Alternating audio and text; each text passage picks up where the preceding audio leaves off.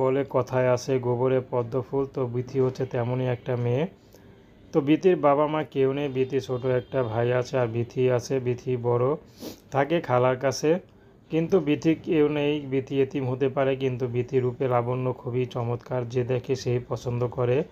কিন্তু যখন তার পারিবারিক খোঁজ খবর নিতে যায় তখন তারকে আর বিয়ে শাদী কেউ করতে চায় না। কেউ যদি অনেক কষ্ট করে করেও ফেলে তাহলে হয়তো অনেক টাকা যৌতুক চায়, যাতে করে বিয়ে হয় না। তো বিথি এখন বাধ্য হয়ে ইউটিউবে এসেছেন, যদি ভালো একজন মনের মানুষ পায় তাহলে বিথি বিয়ে শাদী করবেন, যে তার টাকা পয়সা না, তার বাবা মা না, তার শ্বশুর শাশুড়ি না, শুধু চাইবে তাকেই ভালোবাসা দিবে। বিথি কখনো কারোর সাথে প্রেম ভালোবাসা করেনি, পড়াশোনা বেশি পারে না। তো বিথি চাচ্ছে তার পড়াশোনা না জানলেও হবে, যে নাকি সারা জীবন তার পাশে থেকে একটু ডাল ভাতের জোগাড় করে দিতে পারবে, তাকেই বিথি বিয়ে করবে। এদিকে বিথির খালাও বিথির তেমন ব্যবস্থা করে না বা তার দিকে তেমন টেক কেয়ার নাই। তো বিথি এখন ইউটিউবে বাধ্য হয়ে এসেছেন, যদি কোনো ভালো মানুষ পায় তাহলে এখান থেকে চলে যাবে।